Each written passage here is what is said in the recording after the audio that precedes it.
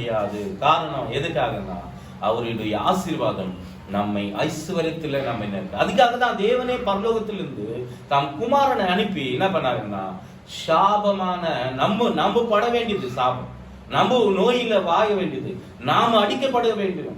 ஏன்னா அந்த காலத்துல நம்ம பார்க்கும்போது ஒரு ஆட்டுக்குட்டியானவர் எடுத்து என்ன பண்ணணும், நம்ம பயற்படலாம் பார்க்கும்போது ஒரு ஆட்டுக்குட்டி ஒரு மனுஷனுக்கு ஒரு ஆட்டுக்குட்டி தெரிஞ்சுக்கணும், வீட்டு குடும்பத்துக்கு ஒரு ஆடு முடியுமா? இப்போ பாத்தீங்களா, யோசனை பண்ணீங்களா?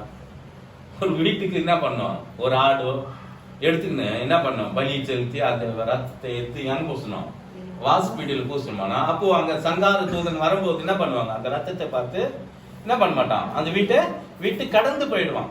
ஆனா இங்க பார்க்கும்போது நாம் ஆண்டவராக இயேசு அதுதான் உலகத்தின் பாவங்களை சுமந்து போன தேவாட்டுக்குட்டியானவரே என்றுதான் நமக்கு அங்க சொல்லப்படுது. இந்த உலகத்தில் இருக்கிற எல்லா பாவத்துக்காக நாம் ஆண்டவராக இயேசு கிறிஸ்து ஒரே வாட்டி ஒரே கிருபாதாயம் பலியாக அவர் என்ன பண்ணாருங்க, உனக்காக எனக்காக வருகிற சந்நிதிக்காக இன்னும் எத்தனை காலங்கள் வரப்போறாங்கன்னு அவர் டிசைட் பண்ணி என்ன பண்ணிருக்கிறாரு, ஒரே வாட்டி சிலுவையில் என்ன பண்றாங்க, தாம் ஜீவனை கொடுத்தார்.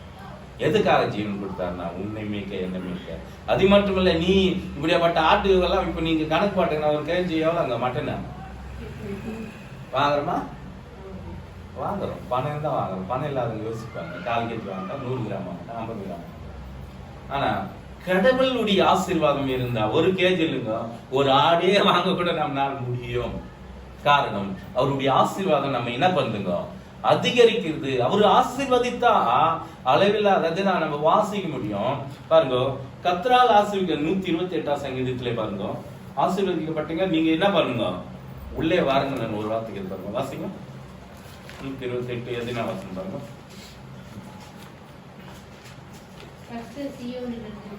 பாருங்க, கர்த்தர் உன்னை எங்கிருந்து ஆசீர்வதிப்பாரா, சியோனிலிருந்து நம்மை ஆசீர்வதிப்பார். பாருங்க, நாம் ஜீவனுள்ள நாளெல்லாம் எருசலேம் வாழ்வை நம்ம காண முடியும். ஏன் கர்த்தர் நம்மை ஆசீர்வதிக்கணும்னா, மத்தவங்களுக்கும் நமக்கு இருக்கிறதான டிஃபரன்ஸ் தேவன் காட்டணும். ஏன் புள்ளப்பா, ஏன்னா அவர் வானமும் பூமியும் இன்னும் நம்ம வாசிக்கும் போது யார் தான் வானம் பூமியா, அவரு. அப்ப அவர் பிள்ளைகளா நம்ம இருக்கும் போது நம்ம என்ன பண்றாங்கன்னா, வளர்க்காம தலாக்குறார், கீழே இல்லாம மேலா வைக்கிறார். நீ சிந்திப்பது செயல்படுத்துறது எல்லாவற்றையும் உன்னதத்துல இருக்கணும்னு யோசிக்கிறார். நம்ம எபேசுல கூட நம்ம வாசிக்க முடியும். நம்ம எங்க வச்சிருக்கிறார் சரிங்களா, உன்னதங்களை வச்சிருக்கிறார். அவர் இருக்கிற இடத்துல இருக்கணும்னு அவருடைய ஆசை. அதனால்தான் நீங்கள் மனம் திரும்புங்கள், பரலோகராஜ் எப்படி இருக்குதுங்களா, சமீபமாக இருக்குது. அப்போ சமீபத்துல தேவன் வச்சு எங்க அந்த பரலோகராஜ்யம் உங்களுக்குள்ளே இருக்குதுன்றார். அப்புறம் பாருங்க யாருக்குள்ள இருக்குதுங்களா. அப்போ நம்ம பரலோகம் போனோம் போகக்கூடாதுன்னு யார் முடிவு பண்ணோம், நாம் தான் முடிவு பண்ண வேண்டியதா இருக்குது. அதுக்கு தான் சொன்னாங்க, நீங்க எது கேட்டுக்கொள்ளுங்களோ அதை நீங்க பெற்றுக்கொண்டுங்கன்னு என்ன பண்ணுங்க, நம்புங்க, விசுவாசிங்க. அப்போது அது உங்களுக்கு என்ன ஆகும், நிறைவா. எதுவுமே நீங்க குறையா கேட்க, நிறைவானது வரும்போது குறையானது என்ன ஆகுங்க, ஒளிஞ்சு போகிறது. காரணம் தேவ பரிசுத்த ஆவியானவர் அதே நேரத்துல அவர் நம்ம மேல வரும்போது நமக்கு இருக்கிறதான தரித்திரம், நமக்கு இருக்கிற வியாதி, கஷ்டம், பாதை எது நம்ம சொல்றோமோ அதே வருது. ஒரு நம்ம யோபு சொல்லுவாருங்க ஒரு வார்த்தை, என்ன வார்த்தை சொல்லுவாரு சொல்லுங்க, நான் நினைச்சது எனக்கு என்ன ஆச்சுங்க, நேரிட்டது. அப்போ பயந்த காரியம் பாருங்க, பயந்த காரியம் எப்பவுமே பயப்படுறது காரியமும் எனக்கு நடக்குது அப்படின்னு அவர் சொல்றாங்க. அப்போ ஒரு சிலர் சொல்லுவாங்க, ஒரு சிலர் ரொம்ப அதிகமா சிரிப்பாங்க, இல்ல நீங்க ரொம்ப பேசிடுவாங்க. அவங்க என்ன சொல்லுவாங்க, நான் நீங்கெல்லாம் சிரிச்சிட்டேன் அதனால எனக்கு என்ன வந்துடும், கஷ்டம் வந்துடும் நினைப்பாங்க. காரணம் சிரிக்கிறதுனால கஷ்டம் இல்லை, நீ மனசுல நினைக்கிறதுனால உனக்கு கஷ்டம் வருமே காணி வேற எதனால வராது. ஏன் தேவன் இன்னும் பார்த்தோம்னா யோபு 8 கடைசி வசனத்தை வாசிக்க பாருங்க. இதுல உன்னை நான் எப்படி சிரிப்புனாலே உன்னை நான் என்ன சந்தோஷப்படுத்துறேன்னு ஒரு வார்த்தை வச்சு பாருங்க. 8 கடைசி வசனம். உம்மை பகைக்கிறவர்கள் வெட்கத்தால் மூடப்படுவார்கள், துன்மார்க்கருடைய கூடாரம் அழிந்து போகும் என்றார். பாருங்க, துன்மார்க்கருடைய கூடாரமோ அழிந்து போகும் என்றார். நகைப்பிலுமா அதுக்கு மேல வாசிங்க.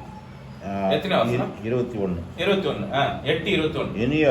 இனி அவர் உம்முடைய வாயை நகைப்பினாலும், பாருங்க, உம்முடைய வாயை நகைப்பினால், உம்முடைய உதடுகளை கம்பீரத்தினால் நிரப்புவான். பாருங்க, சந்தோஷத்தினால் நிரப்புவான். நீ எப்ப சிரிக்க முடியுமா, சிரிக்க முடியும். காரணம் நம் தேவன் எப்ப சிரிக்கணும்ன்றதுக்காக நம்ம பிள்ளைங்க, நம்ம அவர் பிள்ளைங்க இல்லைங்களா, நம்ம சந்தோஷமா இருக்கணும்னு அவர் ஆசைப்படுறாருங்க. ஏன் வேதனை கொடுத்துதான் மாத்தணுமா? அவர் சொல்றாருங்க, இனத்துக்கு நமக்கு வேதனை. அவர் சொல்றாருங்க, ரொம்ப அவங்க படத்தை எல்லாம் நீங்க பாத்தீங்கன்னா, ஒரு கேன்சர் வியாதியோ இல்ல கட்டி பெட் கேன்சரோ இல்ல கட்டி வேற எந்த ஒரு வியாதியோ முடியாத தருமலை பார்க்கும்போது ரொம்ப கஷ்டப்படுறாங்க நினைச்சீங்க. அப்புறம் போய் கூட நீங்க அவங்களுக்கு என்னதான் பதில் சொல்வீங்க, இல்ல கட்டி அவங்களுக்கு இன்னும் ஆறுதல் சொல்ல முடியும். நாம் தேவன் என்ன பண்றாருன்னா, ஏன் தருமுகனால் நீங்க என்ன நீங்க சுகமான. அப்ப நம்ம விசுவாசிக்கும் போது அவர் தருமுகள்னால் நாம் குணமடைகிறோம். காரணம் அவருடைய தருமுகனால் எதுக்காக நம்ம குணமடைந்தோம் கேக்குறாருங்க. யாரு ஒருத்தர் கேக்குறாரு, தோமா கேக்குறாரு, நான் உன் விரல என்ன பண்ணோம், கை விழால எனக்கு வேலை கை வச்சாதான் நான் என்ன பண்ணுவேன். நம்ம இப்படியாப்பட்ட விசுவாசம் கூட ஒரு சில நேரத்துல நமக்கு காணப்படுது நம்மளுக்கே. காரணம் விசுவசிக்கிறவன் தேவனோட மகிமைக்காக, விசுவாசிக்கிறவனுக்கு எல்லாம் கூடும். அப்போ விசுவாசம் இருக்கிற இடத்துல தேவன் என்ன பண்றாருன்னா அவருடைய காரியங்களை நடக்க செய்யறாரு. அதே நேரத்துல அற்புதம் மட்டுமே போதுன்றவங்க ஒரு சிலர் வந்துனே இருப்பாங்க. ஒரு சிலர் அற்புதத்துக்காக வர மாட்டாங்க. இங்க 4ஆம் அதிகாரத்தை கூட வாசிக்கும் போது இது வரைக்கும் என்ன பண்ணாருன்னா, அங்க மார்க்ல நம்ம பார்க்கும்போது அற்புதம் 5 அப்பங்களை ஆசீர்வதிச்சு என்ன பண்றாருன்னா வராருங்க. 5ஆவது அதிகாரத்துக்கு வரும்போது அவரு தேடி இது வராங்களாம். காரணம் பார்க்க அந்த படையில என்ன பண்றாங்கன்னா, அவரு மறுபடியும் என்ன பண்ண போறாரு, இன்னைக்கு இந்த சாப்பாடு கொடுத்தாரு, நாளைக்கு என்ன பண்ண போறாரு, நல்ல ஒரு மட்டன் இல்ல கட்டி ஒரு நல்ல சாப்பாடு கொடுப்பாருன்னு எதிர்பார்த்து வராங்க. நீங்களும் என்ன பண்ணிருக்கிறீங்க, என்ன எதிர்பார்த்து வந்தீங்க. ஆனா அந்த இடத்துல தேவன் என்ன பண்ணது இல்லைங்க, அற்புதத்தை பண்ணது. ஒரு சில நேரத்துல அற்புதம் பண்றாரு, ஒரு சில நேரத்தில் பண்ணது ஆங்கள் விசுவாசத்தின்படியே தான் அதை செய்யறாரு. காரணம் நம்மளுடைய விசுவாசம் அதிகமா இருக்கணும். நம்ம பிரயாசம் எதை செய்தாலும் தேவனுக்கு என்று செய்யணும்ன்றது அவருடைய விருப்பமா இருக்கு. காரணம் எதுக்காகனா நம்மளுடைய வேலையை தேவன் ஆசீர்வதிக்கணும். நம்ம கஷ்டப்பட பிரயாசத்தை தேவனை அதிகம் தான் சொல்லுவாங்க ஒரு சிலர். நானு என் வீட்டுல மல்கியா 1ஆம் அதிகாரம் 8ஆம் வாசிங்க பாருங்க. எஜமானனாகிறாருங்க ஒரு வார்த்தை பாருங்க. நம்ம வீட்டுக்கு யார் எஜமானனா இருக்கணும்னுக்கு அவரு எஜமானனும் அவரு எனக்கு கொடுக்குற வேண்டிய கனது எங்க, எனக்கு கொடுக்க வேண்டிய மகிமை எங்கன்னு சொல்றாரு பாருங்க. அது ஒரு வார்த்தை வாசிக்கலாம். நீங்கள் கண் ஊனமானதை வெளியிட்டு கொண்டு வந்தாலும் அது பொல்லாப்பல்ல. 1:6 6:7 பாருங்க. குமாரன் தம் அந்த வாசம் எத்தனை வாசம்? 1:6 தம் குமாரன் தம் பிதாவையும் ஊழியக்காரன் எஜமானையும் கனம் பண்றாங்களே பாருங்க. இங்க சொல்றாருங்க, குமாரன் யாரு கனம் பண்றாங்களா பாருங்க, பிதாவை கனம் பண்றாருங்க. எஜமானன் யாரு கனம் பண்ணணும், ஒரு ஊழியக்காரன் என்ன பண்றாங்க, வேலைக்காரன் எஜமானன் என்ன பண்றாங்க கனம் பண்றாங்களோ. நீங்க அப்புறம் பாருங்க, நான் பிதாவானால் ஏன் கனம் எங்க, நான் எஜமானனா இருந்தா எனக்கு பயப்படுற பயம் எங்க, உங்க பயம் பாருங்க. சேனைகளின் கர்த்தர் என்ன பண்றாருங்க, என் நாமத்தை அசட்டை பண்ணுகிற ஆசாரிகளாக உங்களை கேட்கிறார். உன்னை பார்த்து அதுக்கு நீங்க உமது நாமத்தை இங்க கேக்குறாங்க. உடனே ஊழியக்காரங்க எஜமானா இருக்கிறவங்க கேக்குறாங்க, எதனால நாங்க உமது நாமத்தை நாங்க அசட்டை பண்ணணும்னு நீங்க சொல்றீங்கன்னா, அதுக்கு பாருங்க, என் பலிபீடத்தின் மேல் அசுத்தமான அப்பத்தையும் படைக்கிறதுனாலே அல்லவா. ஆனாலும் நாங்க எதனால நாங்க உண்மை அசுத்து பண்ணோம் என்றீங்க. கர்த்தருடைய பந்தி எல்லாமே போயிட்டு என்று நீங்கள் சொல்லுகிறதுனாலே பாருங்க.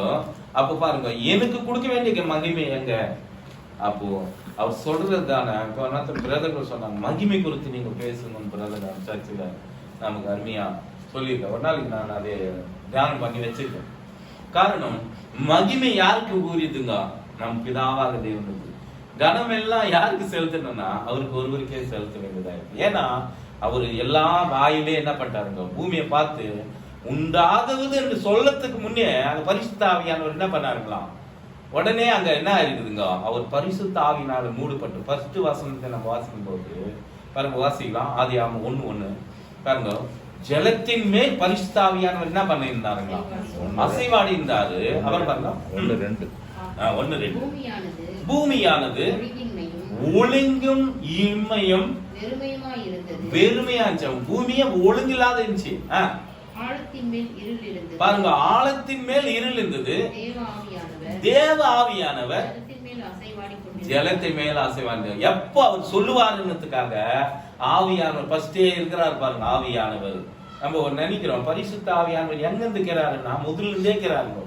தேவனை எப்ப அந்த வாயிலிருந்து சொல்லணும்ன்றதுக்காக அங்க வெயிட் பண்றாருங்க. அவர் சொன்ன உடனே என்ன ஆச்சுங்க? அங்க பூமி ஒழுங்கமானது என்ன ஆச்சுங்க? வெளிச்சமா மாறிச்சு. இருளிலே தேவன் நம்ம வாசிக்கிறோம். ஏன்னா அங்க இருளிலே அவர் வெளிச்சத்தை என்ன பண்றாருங்க? உருவாக்கக்கூடிய அவர் தேவன். பாத்துங்க, இருளை பார்த்து வெளிச்சம் உண்டாக கடவுதுன்னு சொன்னாங்க. வெளிச்சம் உண்டா. சூரியனை உண்டாக கடவுதுன்னு சொன்னாங்க, உண்டாயிடுச்சு. இரவு உண்டாக கடவுது என்று சொல்லும் போது உண்டாயிடுச்சு. காரணம் ஏன்னா அவர் வார்த்தைக்கு வல்லமை உள்ளது. அந்த வார்த்தை எந்த மனுஷனை என்ன பண்ணுங்க? பிரகாசிக்கக்கூடியது. அதே நேரத்துல பார்க்கும்போது ஏன் கணம் எங்க, எனக்கு கொடுக்க வேண்டிய மகிமை எங்கன்னு நம்மளை கேட்கும் போது அவங்க ஊழிக்காரங்க எங்க உங்களுக்கு நாங்க கொடுக்க வேண்டியதா இருக்குது அப்படின்னா, நீங்க பலிபீட்டம் நீங்க என்ன பண்ணீங்க? என்னை அசிதியா என்ன என்ன பண்றீங்க? அவருக்குனால தான் நம்ம அவர் சமூகத்தில் வரும்போது ஒரு சிலர் நம்ம சொல்றோம். என்ன சொல்றோம்னா, பயத்தோடு நடுக்கத்தோடு என்ன பண்ணுங்க? அவர் சமூகத்தில் வரும்போது வேற எந்த வார்த்தைகளும் நம்ம அதிகமா பேசவே கூடாது. காரணம் தேவ பரிசுத்த ஆவியானவர் நம்ம மத்தியில் இருக்கிறார். காரணம் 2-3 பேர் அவர் நாமத்தில் கூடுகும் போது தேவன் என்ன பண்றாங்களா? அதுக்குதான் பயத்தோடு நடுக்கத்தோடு அவரை நாம் சேவிக்கணும். காரணம் தேவன் ஒருவரே இருக்கிறார் என்று நம்ம மனசுக்குள்ள இல்லைங்க. அவர் வந்து பாக்குறாருன்னு நினைச்சுக்கோ. நமக்கு தேவன் எப்படி இருக்கிறாருங்க? நமக்கு ஆவியா இருக்கிறார். அவரை தொகுதி கொள்ளுங்க. ஆவியோட உண்மையோட சத்தியத்தோடு நம்ம என்ன பண்ணோமா? அவரை தொகுதி. அப்போ தொகுதி கொள்ளும் போது உங்களுக்கு நான் சமீபமா இருக்கிறேன். அப்ப நீ என்ன வேண்டிக்கிறியோ, நீ என்ன கேட்க போறன்னு அவருக்கு தெரியும். ஆனாலும் கூட அவரு சமீபமா இருக்கிறாருன்னு உனக்கு புரிஞ்சிச்சுன்னா நீ என்ன பண்ண மாட்டா? வேற பேச்சுங்களே பேச மாட்டேன். நம்ம வாசிக்கிறோம் இல்லைங்களா? பிரசங்கி 5:1-2 வாசிக்கும் போது நீ தேவாலயத்துக்கு போகும்போது என்ன பண்ணணுமா? உன் நடைய காத்துக்கணும். உன் வாய் என்ன பண்ணும்? பேசாம இருக்கணும்னு சொல்லு. அப்போ நம்மளுடைய கையின் பிரயாசத்தை தேவன் ஆசீர்வதிக்கணும்னா அவர் கையில நம்ம கொடுக்கணும். அவர் கையில கொடுத்ததெல்லாம் ஆசீர்வதிச்சாங்க. 2 மீன் கொடுத்தாங்க, 5 அப்பம் கொடுத்தாங்க. எத்தனை பேர் சாப்பிட்டாங்க? ஒரு புருஷர் மட்டும் தான். ஆனா பெண்களும் அந்த இருக்கிறதா அந்த காலத்துல கணக்கு படி பார்த்தோம்னா பிள்ளைகளை மட்டும் கணக்கு போட்டு ஒரு ஆண்களை மட்டும் கணக்கு போட்டு போட்டுருக்காங்க. ஆனா ஆண்களும் அதே நேரத்தில் பெண்களும் பிள்ளைகளை கணக்கு போட்டு 20-30 பேர் மேல தேவன்னு சொல்றாங்க. காரணம் ஏன் தேவன் அந்த மட்டும் கணக்கு போட்டா? இப்போ கணக்கு போகும்போது வீட்டுக்கு 2 பேர் என்ன கூட எவ்வளவு பேர் இருக்குங்க. அப்போ அந்த காலத்துல பார்க்கும்போது ஒரு வீட்டுக்கு 6 பேர் 7 பேர் கூட இருந்திருப்பாங்க இல்லைங்களா? நம்ம பார்க்கும்போது நம்ம அப்பா அதுக்கு முன்ன தாத்தா ஆயா காலத்துல பார்க்கும்போது வீட்டுல எவ்வளவு பேர் இருப்பாங்க? கூட்டு குடும்பம் 10 பேர் 8 பேர் 15 பேர் 20 பேர். பைபிள் படி பார்க்கும்போது 80 பேர் 100 பேர் கூட இருக்கிறது கூட நம்ம பார்க்க முடியும். காரணம் தேவன் என்ன பண்ணிருக்கிறார்னா, எது அவர் கையில் கொடுத்தாலும் அவர் ஆசீர்வதிக்கிற தேவனா இருக்கிறார். உன் வாழ்க்கையை கொடுக்கணும்னு தான் ஒரு ஆசீர்வாதம். ஏன் அப்படின்னு பார்த்தோம்னா, பூமிக்கு நீங்க என்ன பண்ணாதீங்க? இந்த பூமியில நம்ம ஒத்த வேஷம்னா தேவனும் வேணும், உலகமும் வேணும். இந்த மாதிரி இருந்தா நாம் வாழ்க்கையில எதுவுமே நம்ம தேவனத்துல. அதனால்தான் இருமன உள்ளவன் எல்லாவற்றிலும் என்ன இருக்கிறான்? நிலையற்றவனா இருக்கிறான். நம் தேவனத்துல எதுனா பெற்றுக்கொள்ளணும்னா முடியுமா? முடியாது. காரணம் நம்ம மனசுக்குள்ள நம்ம உறுதி என்ன தெரியுங்களா? அவரு நமக்கு செய்வார், அவருக்காக நான் செய்வேன், அவ்வளவுதான். அவருக்காக நான் வாய்வேன், அவருதான் எனக்கு எல்லாமே அப்படின்னு நாம் முயற்சி எடுக்கிறது தான் நம் தேவன். அது விரும்புறாருங்க ரொம்ப தேவன். அதனால்தான் நீங்களோ உதவினால நம்ம வாசிக்கிற மாதத்துல கூட நம்ம தொடர்ந்து அதை பத்தி நான் பேசினே வரேன். காரணம் நம்ம உதடுக்குள்ள மட்டுமே வச்சுங்கன்னா ஒன்றும் பிரயோஜனம் இல்லை. மனசுக்குள்ள தேவனை நம்ம வர வைக்கணும். தேவனை வர வைக்கணும்னா அவரை நம்ம எப்பவுமே அவர்கிட்ட தமக்கு பிரியமானவருக்கு நித்திரை மாட்டோம் இல்லைங்க. பாருங்க, இன்னும் லூக்கா மார்க்கிலே வாசிக்கிறோம் 4:27 வாசிங்க பாருங்க. ஒரு விதையானது என்ன பண்றாங்களா? வாசிக்கலாம். மார்க் 4:27-26 வாசிக்கலாம்.